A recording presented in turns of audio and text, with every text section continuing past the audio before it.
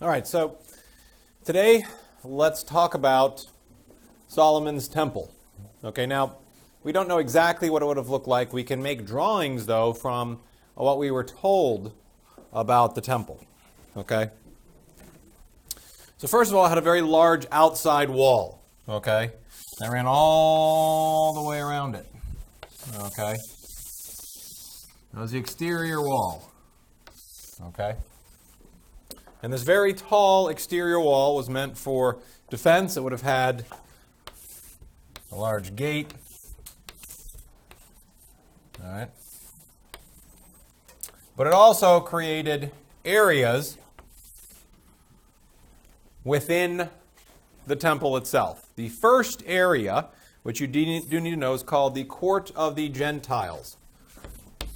We have the Court of the Gentiles. Okay. Gentiles were people who were not of the chosen race, of the chosen people. Okay. Not of the lineage of Abraham. This area in here, okay, this area in here would have been the Court of the Gentiles. Within the first wall, before the second wall. This here would have constituted the second wall. Okay? Creating another courtyard area. Okay? It's a little higher than the wall. Okay? And it was known as the Court of the Israelites. So in here, that was one. In here you have two. That is the Court of the Israelites.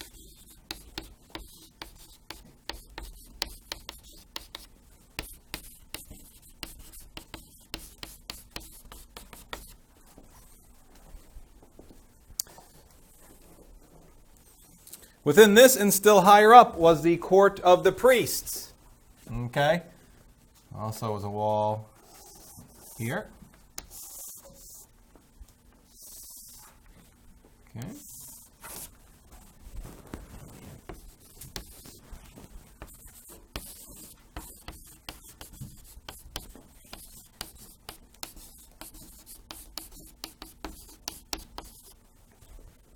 Notice how it's sectioned off. First area to go to worship would be for the Gentiles, those not of the chosen people. Next, you would have the chosen people, the Israelites, who could have come in closer to worship. They would have had a better view, obviously. It's all raised, though, so everyone could see. The point is it gets a little higher and a little higher and a little higher, so everyone could see. Kind of like, you have stadium seating nowadays in movie theaters. Okay, in the opposite way, where it's like a raised stage. Okay. Within the Court of the Priests was the temple, okay? You had the temple proper in here, the actual temple, okay? What do you think was in the temple? Yes? Okay, it was. Well, let's not start with the Ark of the Covenant. Let's see if we can remember a little bit about when Moses first created the altar system. Well, I should say when God gave the instructions to Moses, in which he created the system, the different altars that they would have, the way that it was all set up. Can we remember any of that? Yes, Katie. Okay, so, well, all right. So, Lord, if you want to start there, let's put that. See, how do I want to do this? Not yet. Holy of Holies, that's a good point. You're right. That is where the Ark of the Covenant was kept. Let's not go there yet. First, what altars, what items did we talk about? We listed them. Yes?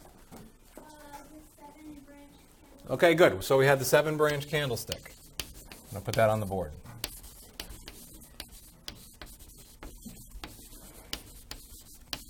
What else? What else? Yes? Okay, yes, the altar of showbread, right? Good, that goes with this one. What else? Do you remember any others? What was outside of the tent? Okay, because the tent was the tabernacle when they had to wander in the desert, right? Because they needed to be able to put it up and take it down. What was outside? Remember what was outside? There were two things. Yes.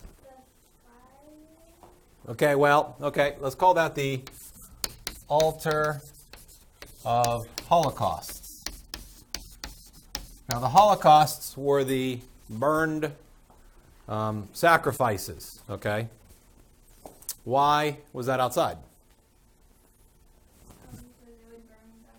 Yeah, it was smoke and fire, okay? So that would have also been outside, okay? Would have been in the area right outside of the temple proper, okay? The altar of Holocaust. What else was outside? Yes? Good, very close. The brazen lever. Good. It was made of bronze. It was that great big bowl, okay, with the water for the priests to wash themselves before they would go into the temple proper or the Holy of Holies. So these items, okay, would have been outside the temple proper. These would have been inside, along with the inside had a chamber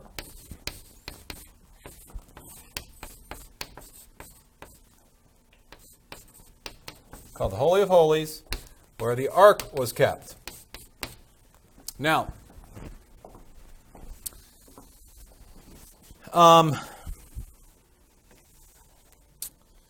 they built these things even larger, though. So that you would have had the original brazen lever, but now the brazen lever, okay, was a huge bowl of brass that rested on 12 brass oxen, okay, 3 facing at each point of the compass. So how would that have looked? Well, you would have had, if you have a compass looks like this, right?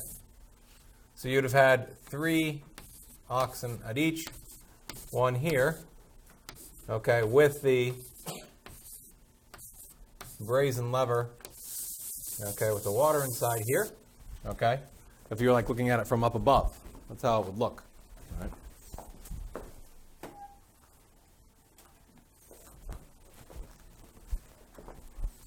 All right, so these things were now made as a more permanent temple home for God, okay? And within the temple proper, okay, there was an enormous pillar with a porch all outside, okay? And separated it by folding doors of cypress overlaid with gold was the holy place, which was 60 feet long. You don't need to know all this, I'm just kind of giving you an idea. The holy place was 60 feet long, 30 feet wide, and 45 feet high. The entire room was lined with carved cedar wood overlaid with gold. The entire room was overlaid with gold. 60 feet by 30 feet by 45 foot. That's a huge room, okay? Inside there was the altar of incense. Oh, I forgot that one. The loaves of showbread and the 7-branch candlestick. So the altar of incense was also in there. Altar of incense.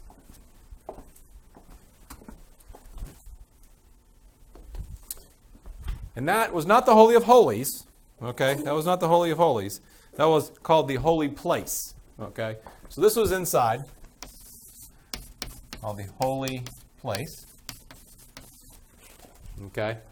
Oh, I'm sorry, I put this wrong, incorrectly. So on the board here, this is outside, this is inside. So the altar of incense goes in here.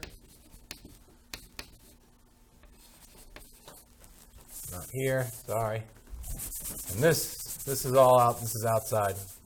This is inside in the holy place. Right. We're kind of moving from out to in here, from out to in, to the very inner sanctum, the inner room, okay, where the Holy of Holies would have been. At the far end was the Holy of Holies, another entirely gold-lined room and a cube of 30 feet. So it's 30 feet by 30 feet by 30 feet. Right? A cube is a square, an entirely square room. 30 feet by 30 feet by 30 feet. The entire thing, lined in gold. Okay? Before the entrance hung a richly woven veil which entirely concealed the interior. Now, why is that important? Anyone tell me? So we've got a room, right, that's 30 by 30 by 30, a square block, okay, entirely lined with gold. before it hung a very rich, thick curtain. Okay? Yes? Okay, well, that's what the tabernacle is like, right? That's good. Because it contains the tabernacle, we have the veils that go in front of the tabernacle, because the body and blood of our Lord Jesus Christ is there present. The Ark of the Covenant would have been inside here. But how about, it wasn't this actual veil that it happened to because the temple was destroyed and later rebuilt. But when the temple was rebuilt by Herod, shortly before the time of our Lord Jesus Christ's birth, what happened when our Lord died? Yes? The temple was destroyed. Not that the temple was destroyed, no. Yes? The curtain was ripped. The curtain, this huge, thick curtain, okay, was ripped in two. Okay? The curtain that hung there was ripped in two. So it's important that we can get an idea, because that was a symbol that our Lord had now come, and the old law no longer stood. He came and he perfected the law, and it was the new law, okay, the perfection of the old law. He didn't come to destroy the old law. He came to perfect it, that it was complete, okay? The room contained nothing but the Ark of the Covenant, okay? Nothing but the Ark of the Covenant. So that was the layout of Solomon's temple. It's very rich. That was a very fitting place. Now realize, the important thing about the temple wasn't its grandeur or the gold rooms or the tapestries or anything like that. The importance of the temple was that it was the house of God. God was present there. Okay? The Ark of the Covenant was his figure on earth at the time. And it was a place to worship God. So what we would try to do, just like with relics today, okay, we might take a relic, a little bone of a piece of a saint or another relic, and you put it in a reliquary, right? And they're very beautiful, made of precious stones and metals, because we're trying to say that the relic is so important because it is very close and dear and important to God. So we surround it with all of this beauty because we are acknowledging that that is important to God. Well, that's what Solomon did in his temple. He acknowledged the fact that the ark, as God's symbol here, is very important and for the people to come to worship, and so they tried to surround it with the most beauty he could, and it was. It was an incredible temple, okay? And tomorrow we'll talk about the ending of Solomon's reign as king.